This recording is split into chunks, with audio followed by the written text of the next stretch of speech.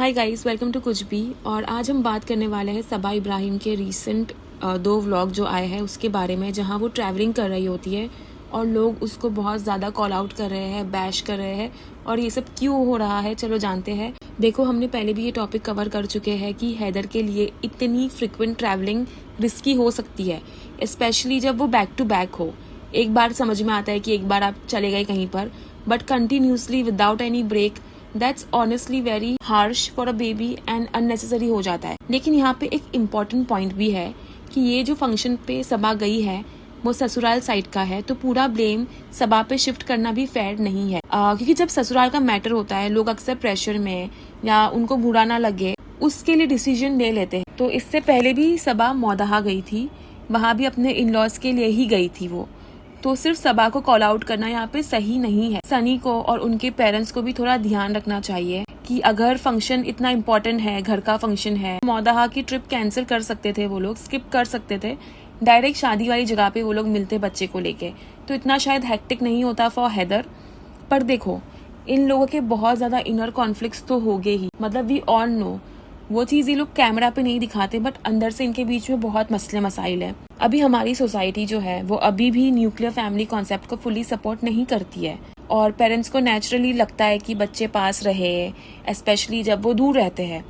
अभी सबा ने ना मुंबई में अपने इन लॉज के लिए फ्लैट्स भी लिए हैं, लेकिन उन्हें यहाँ सेटल होना सूट ही नहीं करता, उनकी तबीयत यहाँ पे आके खराब हो जाती है। तो सबा ने अपनी तरफ से एफर्ट किया है कि वो लोग यहाँ पे आके रहे, बट वो उनको फोर्स नहीं कर सकते क्योंकि उनकी तबीयत का मसला है, उनको नहीं अच्छा लगता है यहाँ पे आके रहे। तो हमको समझना होगा कि सबा का भी सेम सीन है। अभी ये भी नहीं बनता है कि लोग उससे कहे कि भाई तू एक बेटे को अपने परिवार से दूर रख रही है, अपने घर से दूर रख रही है। देखो, इट डजंट मेक सेंस कि सबा खुद भी परमानेंटली मौदहा में जाके शिफ्ट हो जाए। It is not practical. उसका जो पूरा करियर है वो मुंबई में है। लोगों का ये एक्सपेक्ट करना कि वो अपना बना बनाया करियर छोड़ के गांव में चली जाए रहने, that's a bit unfair and people are expecting a lot from her. और आजकल नहीं, बहुत टाइम से लोग गांव से आते हैं शहर में बसने के लिए, करियर बनाने के लिए।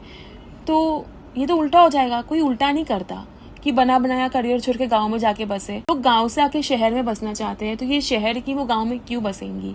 तो जस्ट थिंक अबाउट इट। अब एक और पॉइंट है यहाँ पे कि फ्लाइट वर्सेस ट्रेन, ये एक बहुत ही बड़ा क्वेश्चन चल रहा है कमेंट सेक्शन में।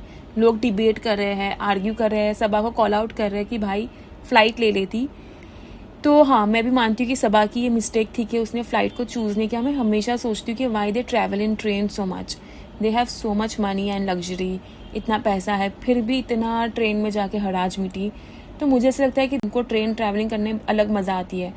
वो ट्रेन में बैठना, खाना, ये वो सब करना, they enjoy it, this is the part of their thrill, but evidently ये बार जो उनकी ट्रेन ट्रैवलिंग थी वो बहुत ही बड़ी फ्लॉप हो गई, क्योंकि ट्रेन जो है वो अनफॉर्चुनेटली लेट हो गई 8 घंटा। तो उन लोगों के लिए बहुत मिसहैप हो गया बीच में। सो वो लोग है ना मुंबई में लाइक साउथ बॉम्बे आते हैं ट्रेन के लिए, CST स्टेशन पे आए हो गए, वहाँ पे ट्रेन लेट हो गई तो वो लोग मरीन ड्राइव पे एक होटल है वहाँ जाके रुकते हैं, अपना टाइम वहाँ वो लोग गुजारते हैं। तो मुझे लगता है कि ऐसी सिचुएशन हो गई, वहाँ जाके उन्होंने इतना पैसा दिया होगा, इतना सब किया होगा रूम के लिए, तो फ्लाइट की टिकट कर देते तो कन्वीनियंटली पहुंच जाते, टाइम भी सेव हो जाता। बट उल्टा इनका पूरा एक मिसहैप हो गया। ये लोग भी बहुत रिग्रेट करते हुए नजर आए कि बहुत गलत हो गया, क्योंकि हैदर भी बहुत हराज हुआ वहाँ पे। तो मुझे बेसिकली लगता है कि उसको इतना आइडिया ही नहीं था कि इतना सब प्रॉब्लम होगा उसके साथ। और हाँ, ये उसकी मिस्टेक रही है कि उसने फ्लाइट चूज नहीं की, बट मुझे नहीं लगता है कि उसने इतना एंटिसिपेट किया होगा कि इतना सब कुछ होने वाला है एक दिन में, फ्लाइट नहीं लेके इतनी बड़ी गलती होगी और लोग इतना कॉल आउट करेंगे। बट हम लोगों को एक चीज़ समझना चाहिए कि अगर वो जा रही है फ्लाइट से तो वो अकेली नहीं जा रही, उसके साथ उसका पूरा क्रू होता है। अभी उसके क्रू में उसके फैमिली वाले ही होते हैं, जैसे रिजा, मेहर, एक्स्ट्रा लोग होते हैं। ये जो उसका एडिटर है, उसका नाम कृष्णा, ये जो कृष्णा है वो भी होता है। तो वो सबके लिए नहीं चाहती होगी कि वो इतना पैसा डाले फ्लाइट में, इतना खर्चा करे सबके लिए, तो प्रोबेबली वो ये चीज अवॉइड करती होगी। तो इतना शायद टिकट का खर्चा हर बार वो मैनेज नहीं कर पाती होगी, उसके लिए ईजी नहीं होगा। And yes, she earns a lot, but मेरे हिसाब से she spends a lot too. वो बहुत खर्चा भी करती है, जितना वो अर्न कर रही है ना, वो सेविंग भी कर रही है, बट उसका खर्चा भी प्रॉपर उतना होता है। स्टिल इस सिचुएशन में फ्लाइट ही बेटर ऑप्शन था।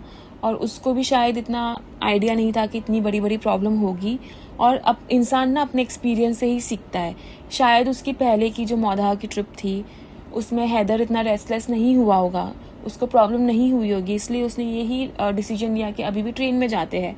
और वो लोग ये कहते हैं हमें घबराहट होती है, डर लगती है, तो उनको अपना ना डर और घबराहट ये सब छोड़ना पड़ेगा। अभी ये क्या है भाई, इतने बड़े बड़े हो गए हो। एनीवे, तो अभी वो खुद कह रहे हैं, अपने मुंह से वो लोग बोल रहे हैं कि गलती हो गई, अभी नेक्स्ट टाइम हम फ्लाइट ले गए। तो ऑडियंस का इतना कॉल आउट करना वो भी थोड़ा हार्श हो जाता है।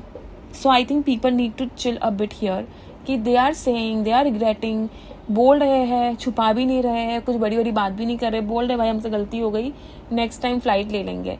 तो भी इतना कॉल आउट किया जा रहा है, तो भी इतना बोला जा रहा है। एनीवे, वो अपनी मर्जी से या अपनी मस्ती के लिए तो नहीं गई है, वो अपनी रिस्पॉन्सिबिलिटी ही निभा रही है जाके। अगर चलो वो नहीं जाती शादी में हैदर के लिए, तो भी लोग कहते कि भाई तू गई नहीं, ये तो रिलेटिव्स को भाव नहीं देती है, इसको अपना घर ही चाहिए। अब वो जाती है तो भी प्रॉब्लम है कि भाई तू चली गई, तू बच्चे का नहीं सोच रही। तो लोगों को हर चीज़ से प्रॉब्लम होने वाली है जो वो करने वाली है। तो ये तो होना ही है, इंटरनेट का टाइम है भाई, सब बोलेगे ही, बोलने का ज़माना है। अभी जो हैदर की एज हो रही है ना, वो एज उसकी एकदम पीक है। तो वो एज में ना बच्चे हाथ मुंह में डालते हैं, कुछ भी खा लेते हैं और इन्फेक्शन वगैरह बहुत होता है। वो एज पे जो मोटू मोटू गोलू गोलू बच्चे होते हैं ना बचपन में, तो ये वो वाली एज आई अभी हैदर की जहाँ पे वो वेट लॉस भी करेगा और लोग उसको और बोलेंगे कि भाई इतना दुबला हो गया, इतना बीमार है। तो उसमें ना माँ का कंट्रोल नहीं होता, वो बच्चा ग्रो हो रहा होता है, वो रेंगता है, चलता है, हिलता है, रेस्टलेस होता है, खाना कम खाता है क्योंकि उसको इन्फेक्शन हो जाता है, कभी कभार बीमार होता है, फीवर होता है तो खाना नहीं खाते हैं। और ये टाइम पे इन्फेक्शन ज़्यादा होता है बिकॉज हाथ बहुत मुंह में डालते हैं ये लोग। उनको टीदिंग होती है तो टीदिंग की वजह से हाथ मुंह में डालते हैं, कुछ भी उठा के मुंह में डालते हैं। तो ये एक पीरियड है, पीक पीरियड है, जहाँ पे बच्चे ना ग्रो भी हो रहे होते हैं, वो बहुत माइलस्टोन्स हिट भी कर रहे होते हैं, बहुत चीज़ें खा भी रहे होते हैं और यहाँ पे उनका वेट लॉस भी होता है। It is very normal. But जो लोग होते हैं ना, फैमिली भी बोल लो या जो कमेंट करते हैं वो लोग का भी बोल लो, वो लोग है ना बहुत ज़्यादा जज करते हैं माँ को ये पीरियड में स्पेशली कि हाँ देख कितना दुबला हो गया, देख तू ध्यान नहीं रखती है, तू खिलाती नहीं है। बट वो बच्चे की वही एज होती है। तो जो भी पेरेंट हो गए ना वो लोग मुझसे रिलेट कर पाएंगे कि मैं जो भी कह रही हूँ सही कह रही हूँ। एनीवे, अब मुझे एक और चीज़ यहाँ पे थोड़ी वियर्ड लगती है और वो ये है कि ट्रेन की जो लोग की जर्नी होती है उसके बीच में एक स्टॉप आता है, वहाँ पे वो अपने रिलेटिव्स को बुलाती है कि घर का खाना लेके आओ, लाइक वो प्रॉपरली खाना मंगवाती है घर का। अब आप सोचो कि भाई मैं अपना पर्सपेक्टिव बताती हूँ कि मैं मस्त अपने घर में अपना जो स्केड्यूल है, अपना रूटीन जी रही हूँ और मुझे एक ना किधर से कॉल आता है रिलेटिव का और कहते हैं कि देखो मैं ट्रेन से आ रही हूँ ना, मेरे लिए खाना वाना ताज़ा ताज़ा बना के रखो, और हम लोग है ना 5-6 लोग हैं। तो भाई it is so stressful, it would be so stressful for me that I have a schedule, I have a job to do, मेरा काम है, मेरा घर है, मेरा सब कुछ है, और तू है कौन है पहली बात कि मैं तेरे लिए खाना बनाऊँ। इतने टाइम तो तूने मुझसे पूछा नहीं, अचानक अब तू कॉल करके बोल रही है मुझे घर का खाना बना के दे, वो भी 6 लोग का खाना और मेरे घर का खाना। मैं इतना सब, मतलब एक इंसान का पूरा रूटीन एंटाइटलमेंट में कि मुझे खाना दे दो, और वो लोग बेचारे इतने अच्छे लोग हैं जो खाना इतना सारा बनाए, हैदर के लिए अलग खाना बनाए, चाय भी बनाए, प्रॉपर खाना रोटी सब कुछ बना के दिए, और उसने ही करके ले ली कि हाँ थैंक यू करके। ऐसे रिलेटिव्स बहुत दिल खुश करते हैं, बट ऐसे रिलेटिव्स को ये कभी मेंशन भी नहीं करती है। और राइटफुली जो पॉडकास्टर्स इसको कॉल आउट करते हैं कि भाई ये मतलब प्रमोट भी नहीं करती अपने रिलेटिव्स को कि आप जाके ब्लॉग देखो। अगर गलती से कोई रिलेटिव्स ब्लॉगिंग स्टार्ट करते हैं तो वो रिलेटिव्स को इग्नोर करती है, अवॉइड करती है और कभी प्रमोट भी नहीं करती है। और जब इसको रिलेटिव्स को यूज़ करना होता है खाने पीने के लिए तो वो यूज़ भी करती है। तो ये चीज़ मुझे थोड़ी लगती है उसकी अजीब। इवन दो मैं इतनी बड़ी हेटर तो हुई नहीं इन फर्स्ट प्लेस, बट या कुछ चीज़ें हैं जो मुझे भी अजीब लगती है कि भाई थोड़ा शेडी बिहेवियर है। और जो पॉडकास्टर्स बोलते हैं it makes sense some time. और हाँ, अगर ट्रैवलिंग की हम बात करें, 1-2 दिन की बात होती है, आप ट्रैवल कर रहे हो तो रास्ते में हो तो ट्रेन बहुत बार रुकती है तो वहाँ पे खाना आप ले सकते हो। ट्रेन में बहुत लोग आते हैं खाने के लिए भी, आप ट्रेन से भी खाना मंगवा सकते हो। तो किसी को परेशान करना just because of your convenience, it's not right. अब वो हैदर का नाम लेती कि हैदर के लिए ताज़ा खाना मंगा रही हूँ क्योंकि हैदर बाहर का खाना नहीं खाएगा।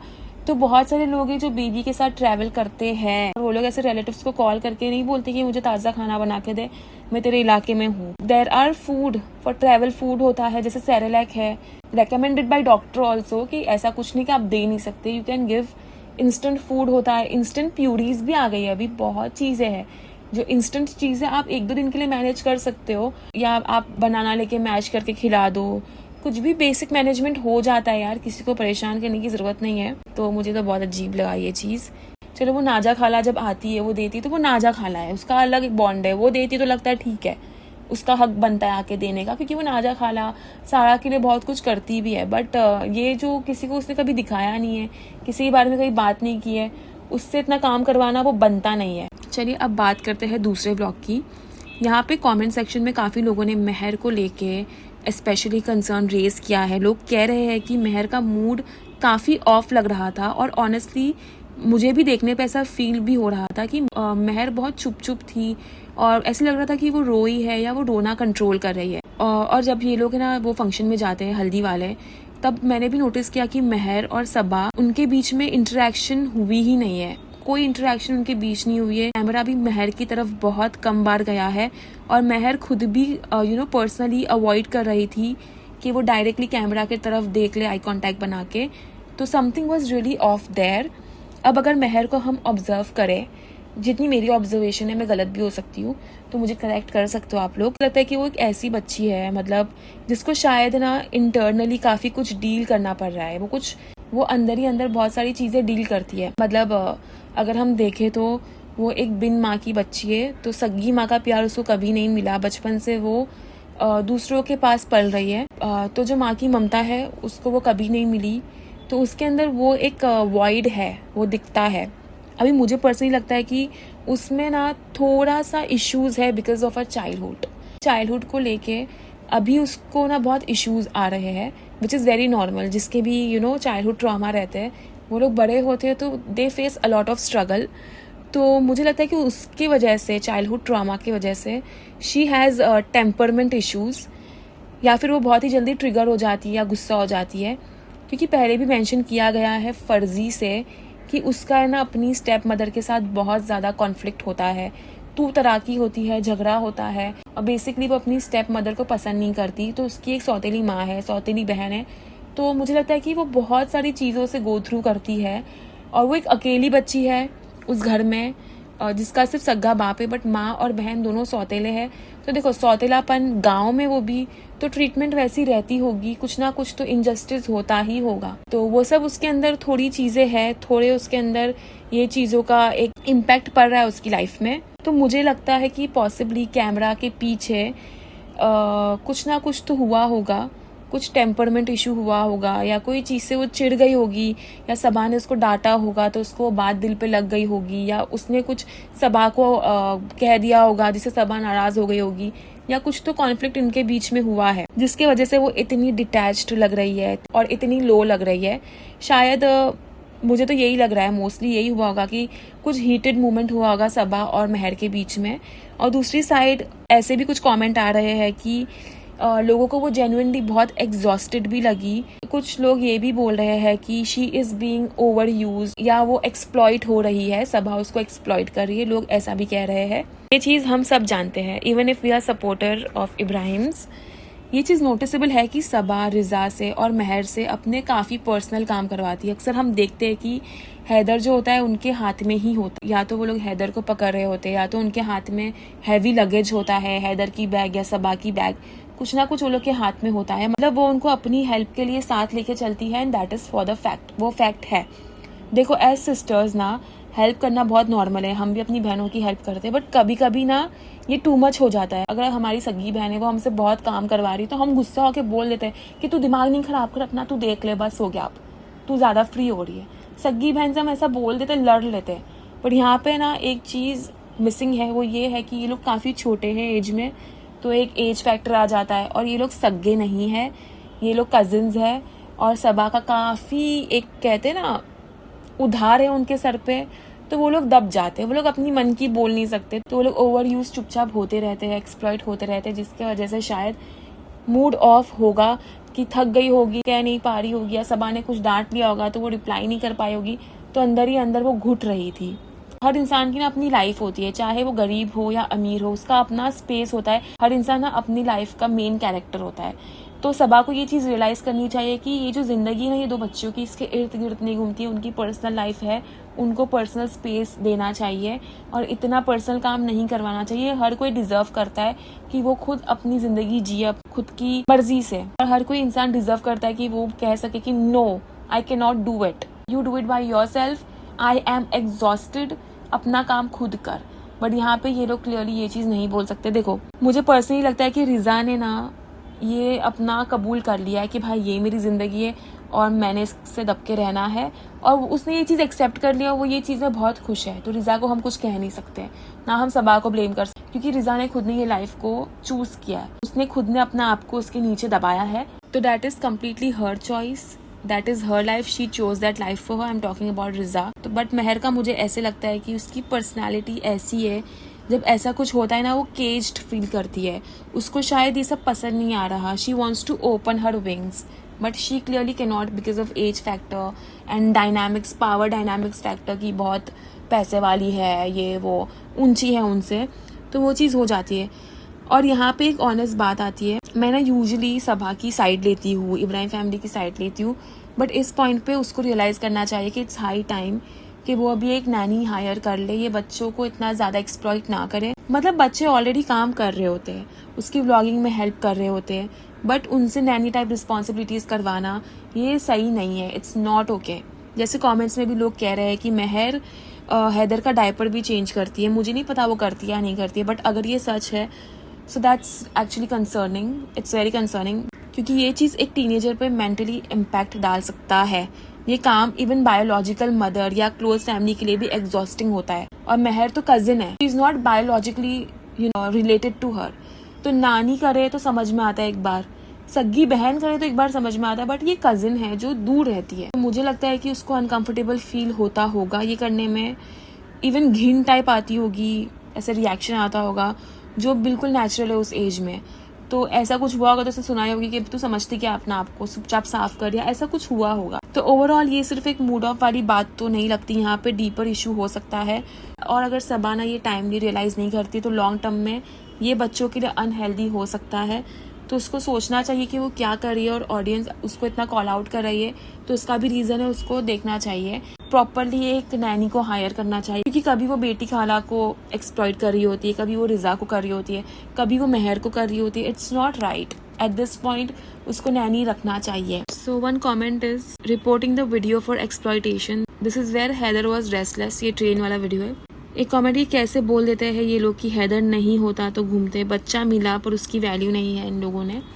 हाँ तो ये सही है, बार बार हर चीज़ हैदर हैदर ऐसा क्या, हैदर ऐसा क्या, बट बच्चा आपके हिसाब से नहीं चलेगा, आपने उसको पैदा किया है, आपको उसके हिसाब से चलना होगा for few years. Also two days in train, I feel sad for Haider, how can he roam like this non stop. One comment is, instead of influencer, she should be called as exploiter. People are very, very mad at her.